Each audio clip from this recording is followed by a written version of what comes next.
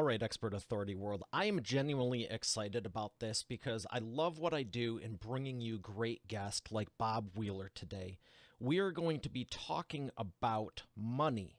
Now, this is a business show, an entrepreneurial show, and it's kind of a big part of business. It's one of the reasons you get into it. I would hope to think that it's to serve and help people, but at the end of the day, you do get rewarded for it. So why do so many people have such a giant problem with it? Are some people so well off and some people aren't? Why do some people do good things with it and some people don't? If you don't think there's an emotional attachment to money, and I don't know, I had a real long O on there. I'm not from whatever. Anyway, I don't the emotional attachment to money is very prevalent, and I'm saying this up front because a lot of people are like, "Oh, it's just this that." We're going to get into this. So I'm going to have expert Bob Wheeler right after we thank our sponsor. Every business needs a book, including yours. Visit freebusinessbookpublishingcourse.com today to learn the 7 steps to publish and promote your nonfiction lead and profit-generating business book in 8 weeks. Once again, that's freebusinessbookpublishingcourse.com.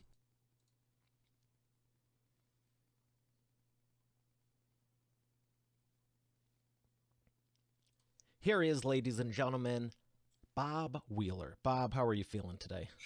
I'm doing great. Glad to be here. I'm excited to have you here because, like I was saying in the, can I call it a preamble, the intro, whatever?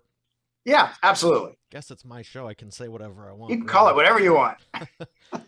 Why do people have such an emotional attachment with money?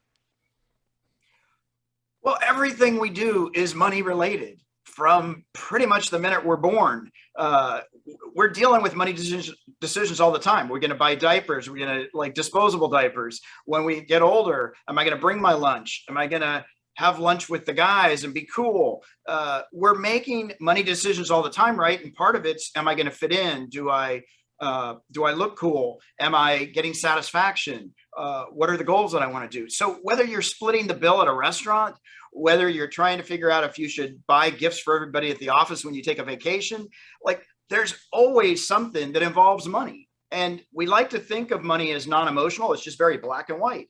But at the end of the day, we're making these micro money decisions all throughout the day. And money is actually green. It is. Well, in this country. That's true. That's true. And I'm glad you brought that up because I had to bite my tongue when I made a comment on the long O earlier on, because I have people from all over the world and I have nothing against any of them, but it was something we were talking about with the name that was on here prior from the previous guest. And see, you get it.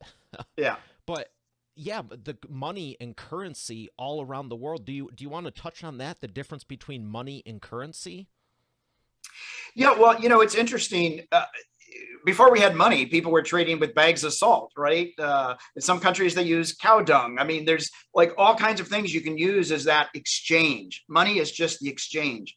And what's interesting, when I've done workshops in different countries and we've used different currency, I'll use the US dollar, I'll use Chinese money, and people aren't as attached to it when it's not their currency. Even the Canadians are like, it's US. I know it's more valuable, but we like our money. We like our currency. So and the thing is this, if you close your eyes and hold a $5 bill and a $100 bill, you cannot tell the difference. It's an agreement that one has more value. And we get excited when it goes in our wallet, but they don't feel any different. So I love that you're bringing this up because I have said in my presentations, I'll hold up a $100 bill and a $1 bill. Okay, now from a marketing standpoint, what's the difference between the $100 bill and the $1 bill? The message on the front. Right. Because a lot of people overlook the messaging in their marketing and they just go, oh, I'll tell everyone under the sun this and that. If you have a trash message and you're not using the right words, it doesn't matter if you have a horrible ad in the newspaper or a horrible ad on video. Now, you might pick up a few bonus points for connecting on video, but the point is your copy is trash, and it's one of the things I help people with is, refining that message. But you're absolutely right about the $100 bill, the $1 bill, the 5, the 10. If you're sitting there blindfolded going, well, which one's which, maybe you could earmark one so we win, but you really can't tell. You can't. Ray Charles used to get paid in fives because he didn't know if he was getting a 20 or a 1 or whatever. So at least he minimized the amount of money he was losing. Oh, wow. So when people are talking about money in business, let's talk about the differentiation from the ultra successful companies to the ones who, I don't want to put anyone down because I've been at many various points, and I like one of them better. But I know what it's like to be, let's say, starting up, and it's just like everything is a tougher decision. Why do you think some of them make it, and some of them just kind of stay in the same place forever? Well, I think it's certainly a combination of factors, but one of those factors might be the person that's still just in the same place didn't actually have a plan. They just said, hey, it's a great idea. Let's just go with it and then hope the universe supports me. And they haven't really actually thought about a budget. They actually haven't thought about capital funding or fill in the orders or whatever might be required of that particular business. So I think that's one component where people are just like, it's a great idea. I'm just going to run with it without any thought. I also have people that have a great idea. They've done the research. They have a limiting belief that everybody but myself can be successful, but I'm going to do it anyway. And so I'm going to go through the motions, but I'm probably never going to get any traction. And we have this way of loving to be right. And so I think it becomes a self-fulfilling prophecy where we just don't quite get the traction that we deserve. Yeah, it's interesting. I've heard a few key words in there. One of them, budget, and the other is limiting belief. So let's first address the budget. Why do some people think it's a bad thing, and what are your thoughts on it? So I look at budgets as information. And to me, it lets me know where I want to spend or where I need to cut back. So to me, a budget, super exciting. I look at that and I've got information. I can make decisions.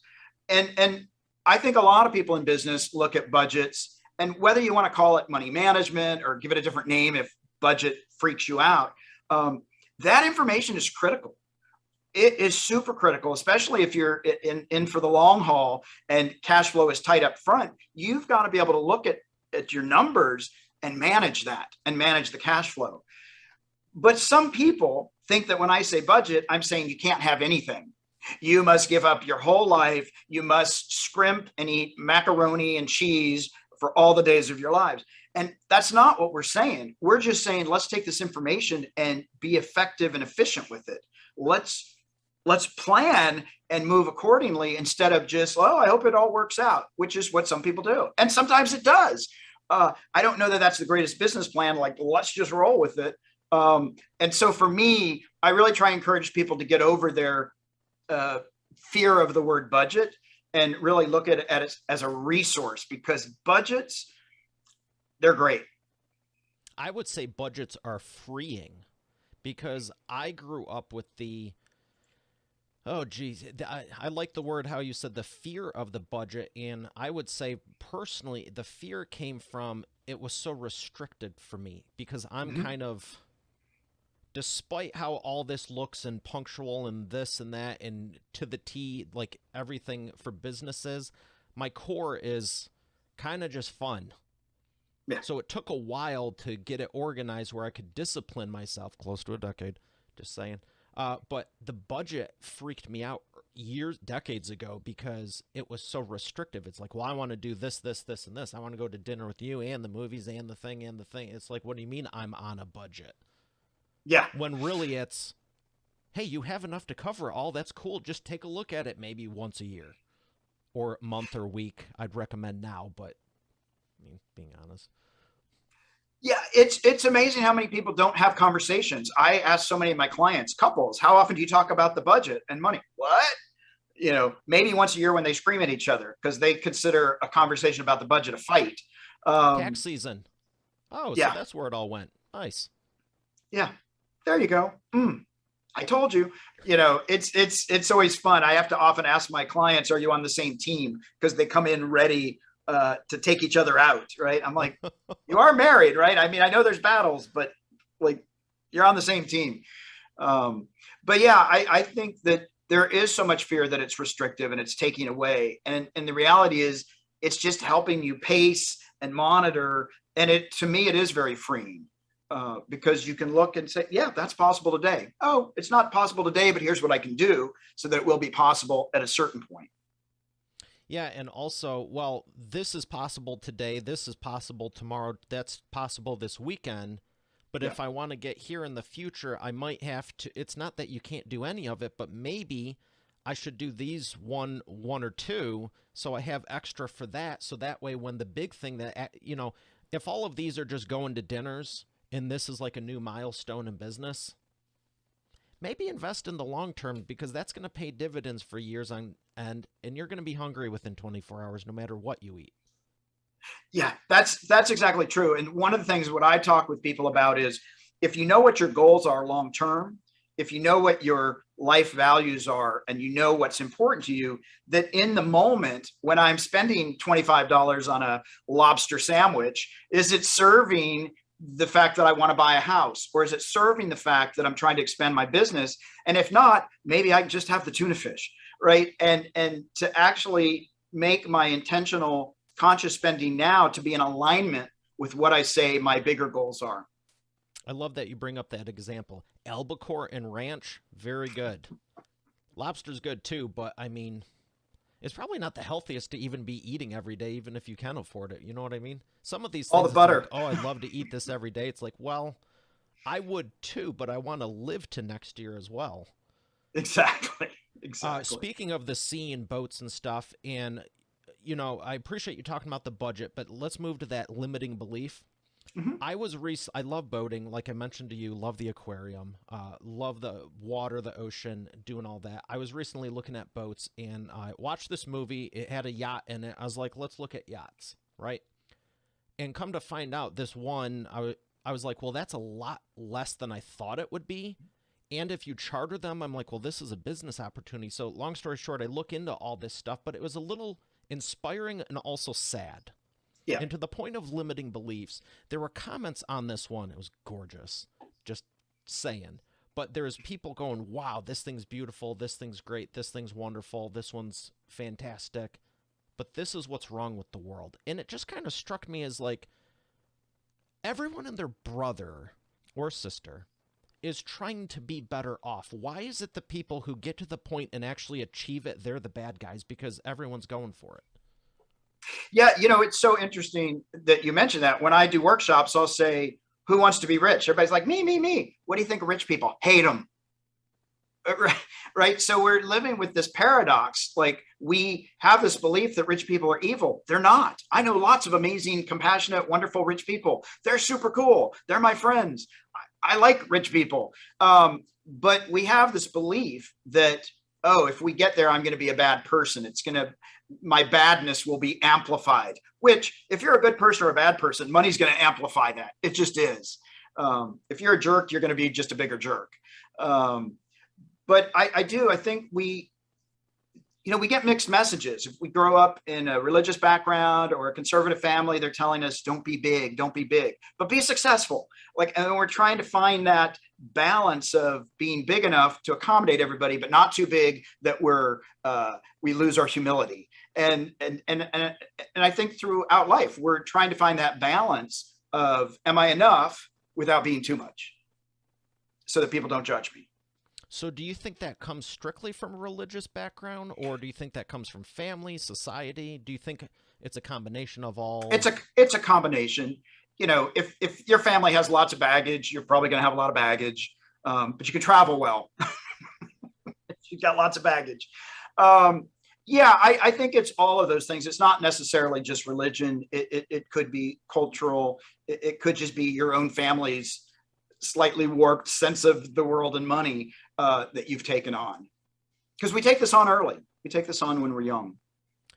Yeah, I'm glad you bring that up because I grew up Catholic, but I'm a born-again Christian now. And, with tithing, no matter what the denomination, tithing is a huge part of it. Mhm. And I wholeheartedly agree and have no doubt there's stuff that stems from, like you said, as you grow up, where it's like, well, you don't want too much. But I always challenge people when I'm in what professional speaker, and I'm sitting here stumbling my words. When I'm speaking to the audience, I'm thinking in real life because it's a treat now.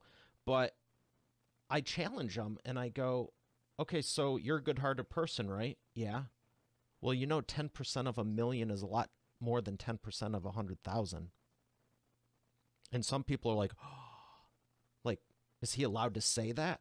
But the Right. reality is, if you make 100 million a year and you have a good heart, wouldn't you be? I mean, look what Carnegie did. Yeah.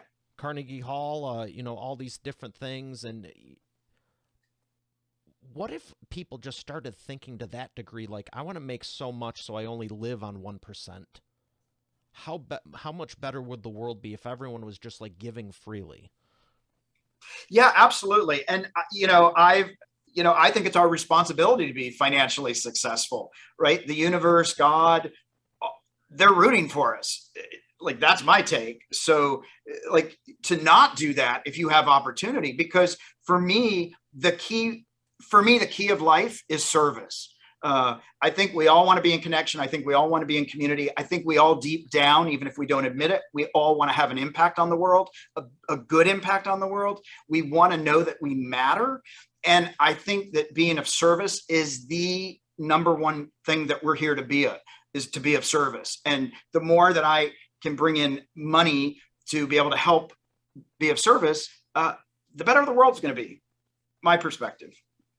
Well, I love your perspective, and I knew when I saw your info, the one sheet, I was like, I got to have him on the show because I just felt it. I got to be honest because I get so many people that want to come on, and there's a wait list, truthfully. But I was just like, absolutely. And not only are you knowledgeable, and I thank you for that, but I know you have some interesting stories. So why don't you tell us about Base Camp of Mount Everest? Base camp. Well, so going to base camp is not cheap.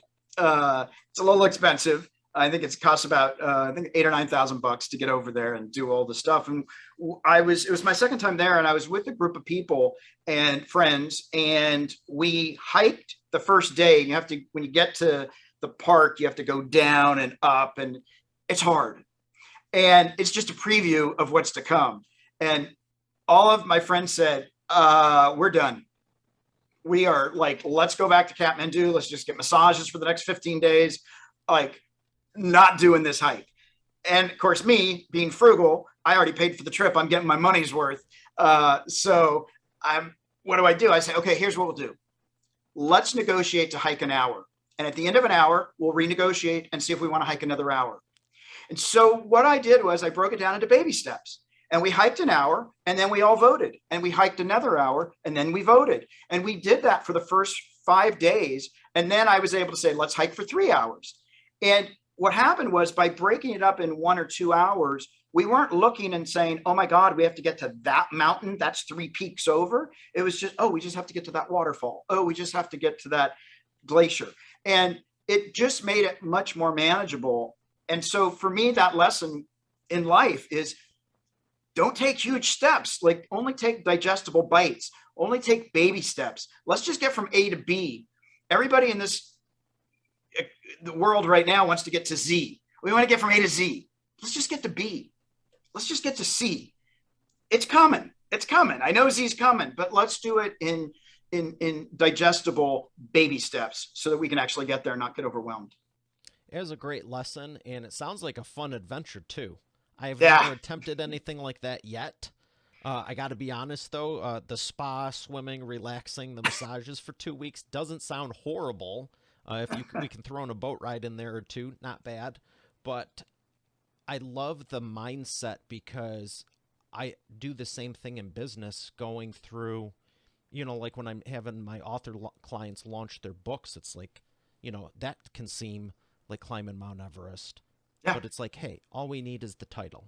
Now we just need the subtitle. Now we just need the cover. Now we just need this. Now we just need that. And by the time you're done, you're like, oh my gosh, I did it. Yeah. So how happy were your friends with you? Well, they were ecstatic. I actually had one friend, a female friend, who we had hiked it the previous like 10 years earlier, and we didn't make it. There was this Canadian English guy who did not like Americans, and he purposely delayed us, and so we couldn't make the trek. And I'm sort of going to out her here, but she sort of made a fake picture of her being at base camp for her Christmas card. She's like, I made it, but she did. So she felt horrible that she didn't make it. I'm like, I'm getting you to base camp.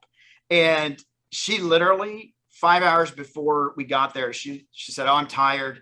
I can't make it. And I turned into this just crazy militant, get up the hill. And people were like, God, he's such a jerk. And I just literally screamed her up to the base camp. And afterwards she just said, I'm so grateful. Thank you for pushing me. I was so ready to self-sabotage, and I so wanted to really make this happen. And so it was really beautiful because like I knew how bad she wanted it, and I could see how much she was trying to self-sabotage right at the just 98%, which a lot of us do. And to like push through that, even with a little bit of screaming, to push through it, and the reward and knowing how like that was like a life goal of hers, and she got to accomplish it. So it was just a beautiful thing. That is inspiring, and I wouldn't call you a jerk. I'd call you encouraging. I like that better. That's how I reframe it when I've gotten a little bit encouraging with my own clients. You know, you have to be in a position where it's like you have their best interest and you do want them. But you're right. So many people do stop right at the finish line. It's like you just did all the training. You've trained for years. You've made it here. It's like now you're going to take a break. You can sleep the next month. You're not taking a break right now. Exactly. And I think so many of us, we can't see, right? And that's why it's great having support or having coaches and having people to help give us a little lift on both sides to push us over. Well, I'm loving what you're sharing, and I know there's more of it, but I do want to ask you about your book, Money Nerve. Mm-hmm. What inspired you to publish your book? So a couple things happened. I was working with clients who they were supposed to be tax sessions. They turned into therapy sessions, and people were breaking down. I was giving people what I thought was sound practical advice, and they were doing the exact opposite. At the same time, I was a CPA, and I wasn't doing the right things. I had people in lesser job titles in my firm that were making better financial decisions than me. And so I had to do my own self journey about, wait a minute, I've got all the tools. I know what to do. Why am I not doing it? And so I really had to explore my own personal journey. And at the same time, I'm still CFO at the comedy store. And a lot of my friends are comics. And one of my friends had come in, and we were talking in the main room, and she was crying, and she's like, my brothers and my sisters, they're all doctors. My dad's a doctor. I'm such a loser. I'm the only person on the planet that doesn't know anything about finances. I'm so ashamed. And I went, everybody's so ashamed, and everybody feels all alone. And I wanted to write this book to start conversations about money, to just help remove that stigma and to let people know you're not alone. Like, we're all figuring it out. And it's okay wherever you are in the process.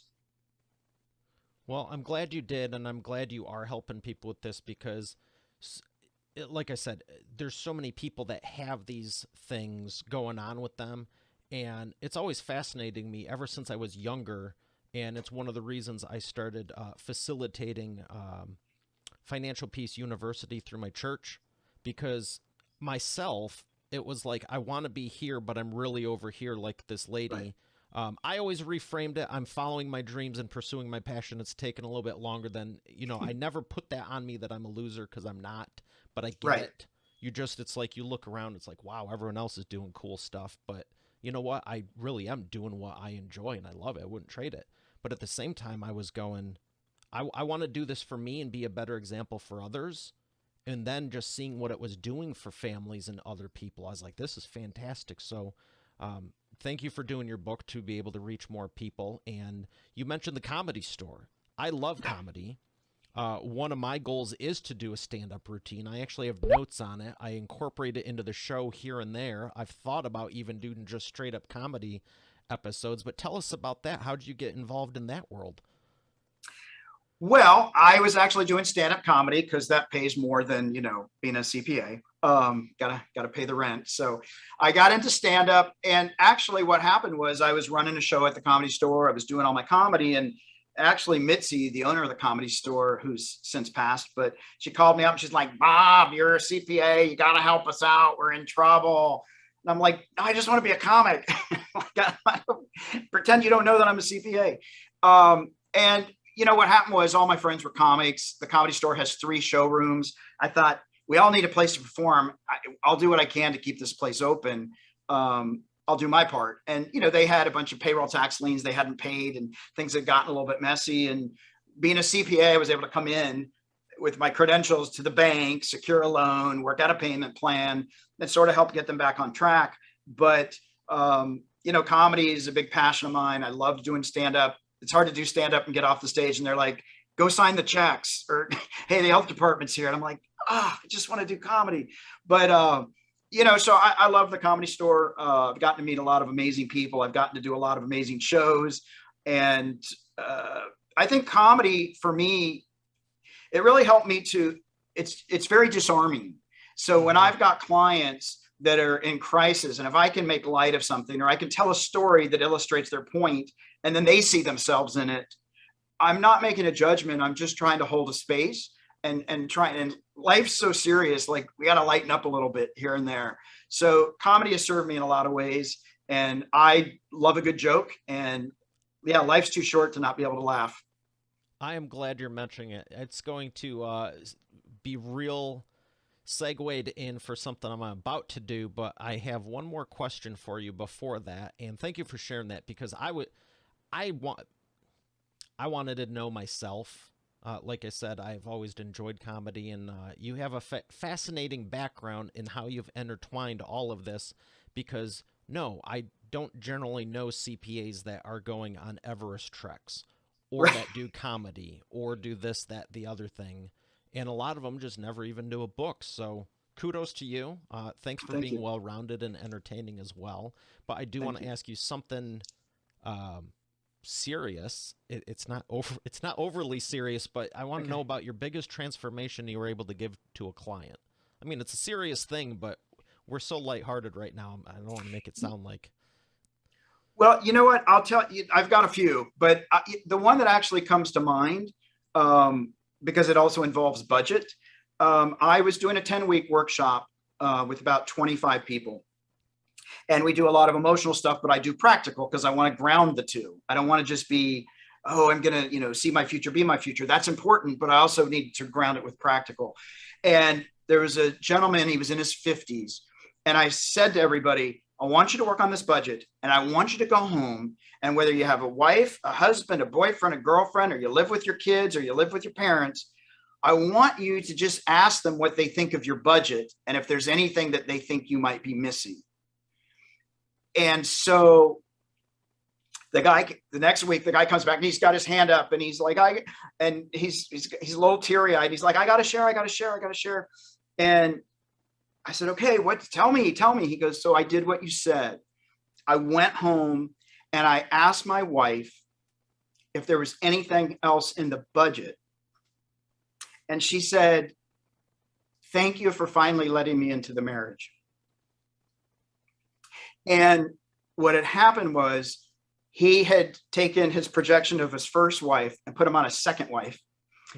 And she had just been waiting patiently for a few years to be included as a partner.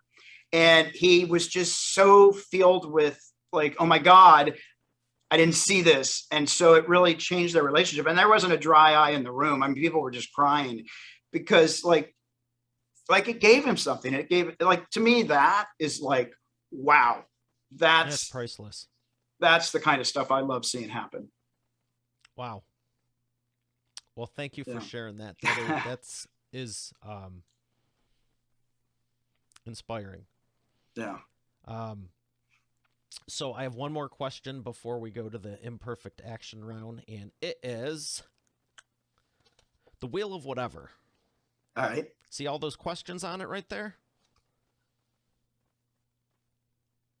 It was a trick question. There are none. All right. Yellow or Okay. black? Yellow. Nice. I was going to say it's one of my branding colors. So I have a multifaceted question for you. And the one part of the one question, I actually have two things that came to mind. So, you seem to like adventure. Would you like to heliski down Everest, dive the Titanic, or have your own comedy show on Comedy Central?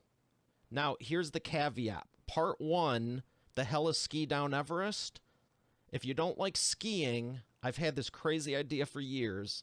Take a giant, you know those little giant bouncy balls that you go inside? You could roll down it. I've only told 2 people on Earth that, and one of them was in the car driving with me, and I was like, what if we did this? He's like, is that safe? I'm like, it sounds like fun to me. So, where do you fall? I'd pick the comedy. I'd pick the comedy show. Yeah? I would definitely pick. Yeah, you know what? I love the water, but I'm terrified of sharks. And I punch even him in the nose. It disarms yeah, them. yeah. But what if I miss? I have just a ridiculous fear of sharks. Going down Everest is pretty. It's like 27,000 feet. It's pretty high. You know, if it was like a 14 or maybe I'd do the skiing down, but that's a long way. I think I'll do the show. Okay, that's fair. I was like, ooh, this one gonna be fun. All right, we're going to thank our sponsor and come back for the imperfect action round.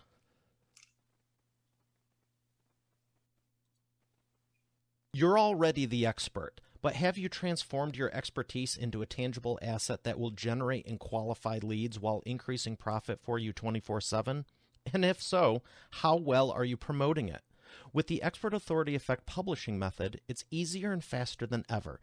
Visit freebusinessbookpublishingcourse.com today to learn the 7 steps to publish and promote your nonfiction lead and profit-generating business book in 8 weeks. Visit freebusinessbookpublishingcourse.com to get started now. Once again, that's freebusinessbookpublishingcourse.com. And we are back with the imperfect action round. Bob, are you ready to take imperfect action? I'm ready. All right, I got 3 questions for you, rapid fire answers. The first one is, and you're going to love this, what is the fastest path to the cash? Fastest path to the cash. Intentional spending and saving. I like that. Number 2, what is the biggest problem you see your prospects making and the fastest way for them to fix it? I think the biggest problem I see people making is they move too quickly without stopping to take a breath and checking out the landscape. I like that too. And number 3, one of my favorite questions that'll probably never leave the show because everyone goes, oh, wow, that's a good one. What is the best way to maximize customer lifetime value? Invest in relationships. Great answers. Great answers. What books would you recommend to Expert Authority World? Oh my God, I have this amazing book and I read it all the time, and now all of a sudden I can't even think of the name of it. Oh my God, The Power of Focus. I can't even focus. I love The Power of Focus. It's an amazing, amazing, amazing book. I also love Rich Dad, Poor Dad. And there's also a great book out there. It's not financial. It's called Presence. And it's an amazing, amazing book as well. And that's about gift giving around the holidays? Absolutely. And a few more things. You know, it's really about how we're all connected, and it's really about the world and our impact. And for me, that's a big part of what I do and why I'm here. Same here. And I love that you had you saw the irony and the comedy of it. It's horrible. I'm like, oh my God, The Power of Focus. Jesus. No, I've done it on when I'm guesting on shows. It's like, oh my gosh, you want books? Well, I've published for 10 years. I've read hundreds of them, if not thousands. There's so many good ones. No, that's a good problem. Same thing with the tell me your biggest success story. I love when everyone goes, or majority of people go, oh my gosh, I have so many. Which one? Can I give you 5? Like, yeah, these are good problems. You know, if Yeah. you have one total, that's better than none, but Yeah. keep doing it, Yeah. you know? Well, I've Absolutely. thoroughly enjoyed this. Thank you so much, Bob. It's been a pleasure. Yeah, it's been awesome. And yeah, I appreciate it. And I hope that everybody benefited from this conversation. I certainly had a great time. Thank you so much. Same here. Expert Authority World, we have another great episode here today. I'll see you tomorrow. Have a great day, and God bless.